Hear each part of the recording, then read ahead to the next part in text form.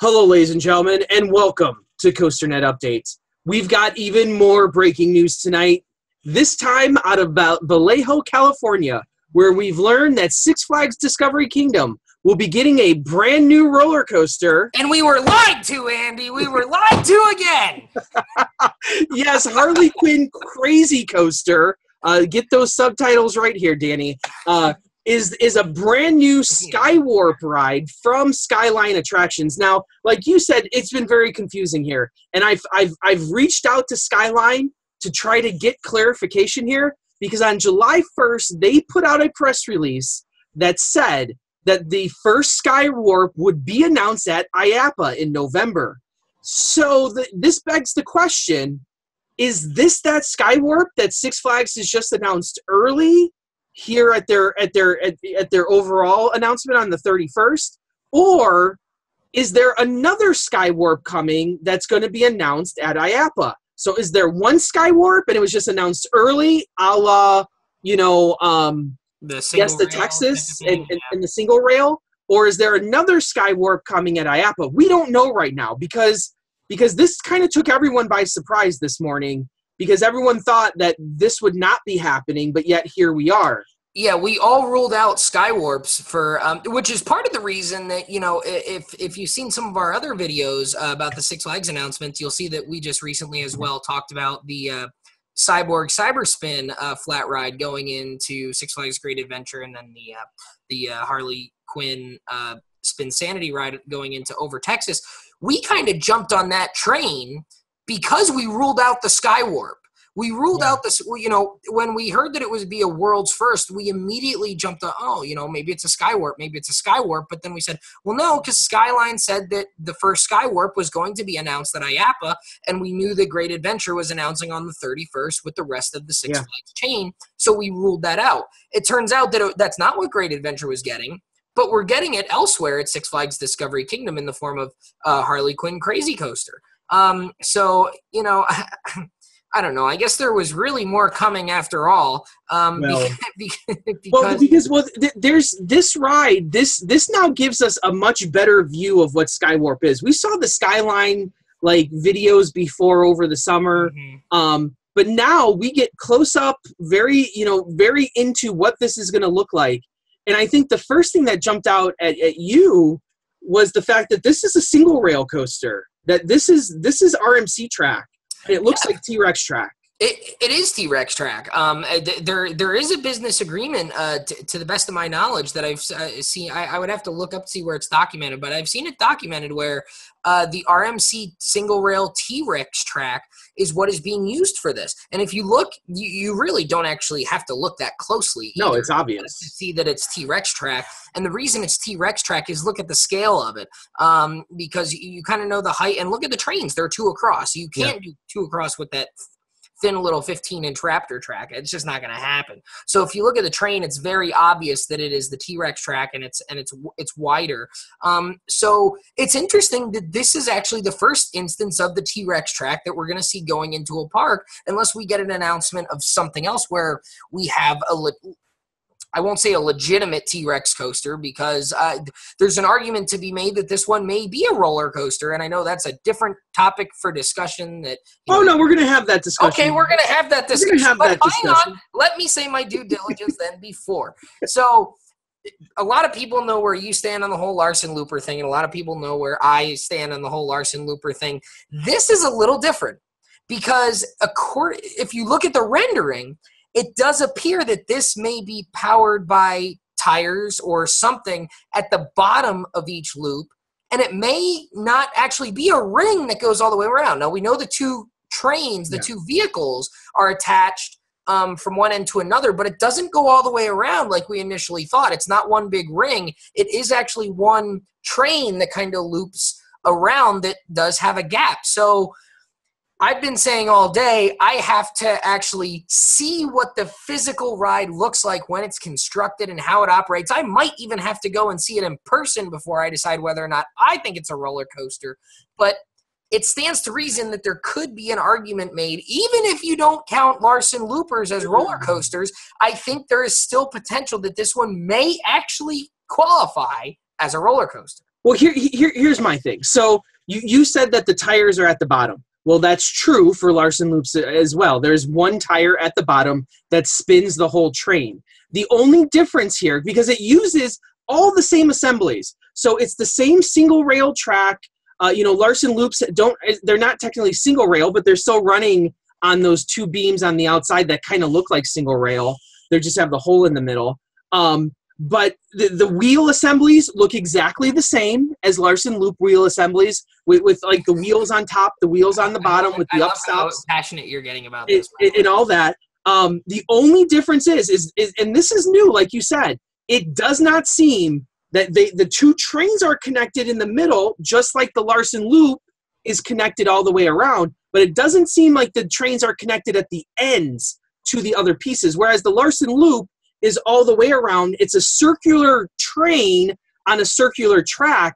This seems to be a pretzel track with just this one long train on it.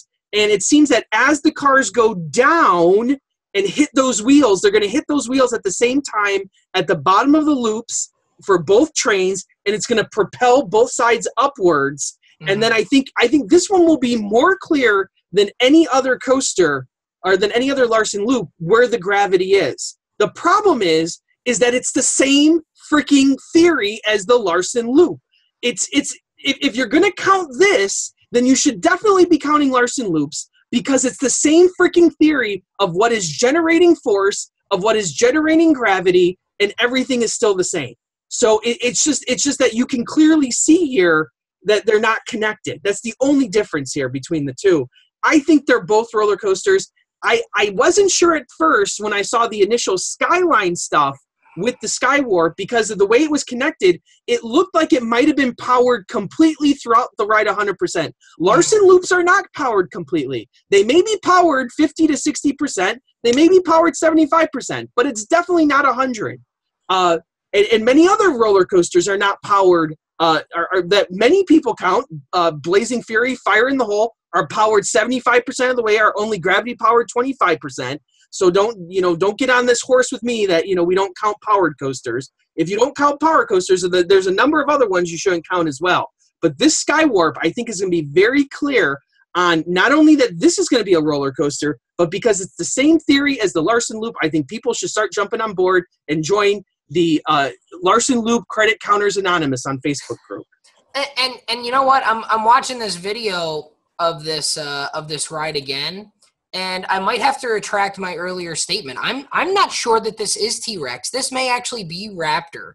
When they show the PO, even though it is two across, it does look like they are spread out over the edge of the track. So looking at it more closely, because I've been looking at this on my cell phone over lunch break all day. I haven't had a good chance to look at this on a big computer screen. But looking at this on a computer screen, it actually does look like it's Raptor track, and it is the thinner track, which kind of surprises me. But I guess that tells you how this ride isn't that tall then. I guess because it doesn't look like.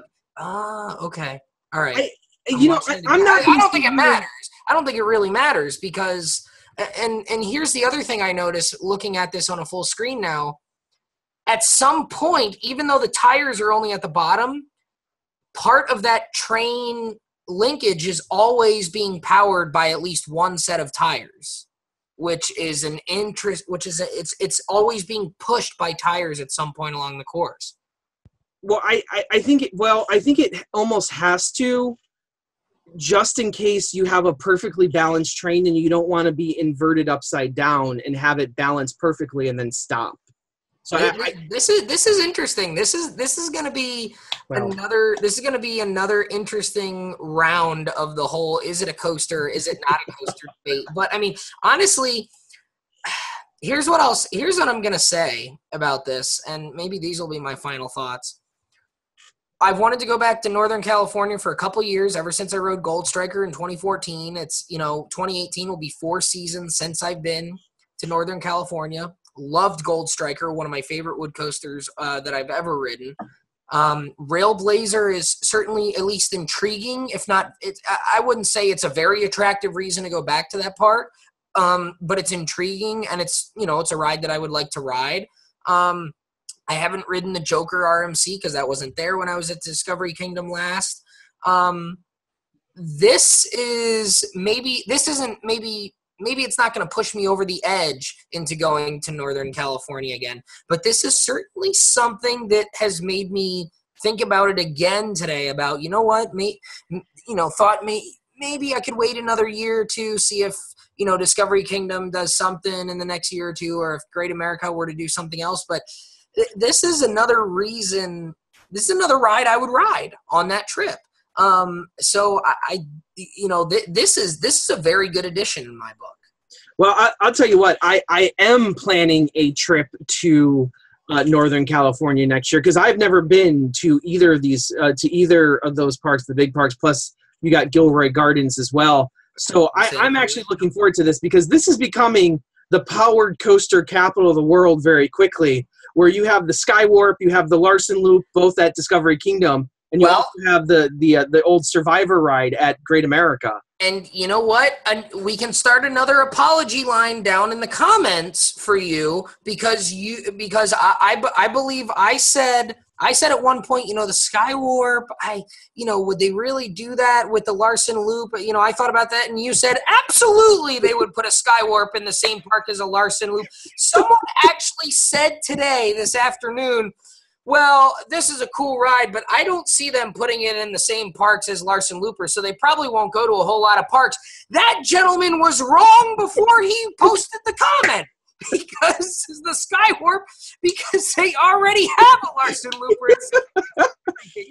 So I don't remember his name. I just remember the comment was funny. But that gentleman, he was incorrect before he posted the comment because they're already putting a Skywarp in the same park as a Larson Looper. So that having been said, if you go to Six Flags Discovery Kingdom and you haven't been there before, you're going to have a plus or, you're going to have a number of coasters in there, plus or minus 2. Yes.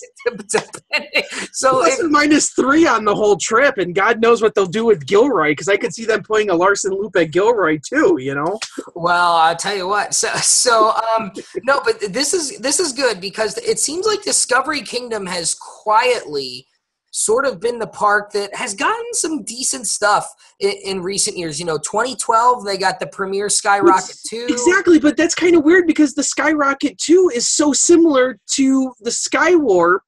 Yeah, and then you've got the Larson Loop nearby as well. I mean, so you've got Superman Ultimate Flight there. You've gotten the Larson Loop. You've got the Joker RMC, and now 2 years later, you're getting this. I mean, there's been some good stuff added to this park in the last 5 or 6 years, which is because this is a park not a lot of people talk about. When you think of Six Flags, this is one of the last parks you think of.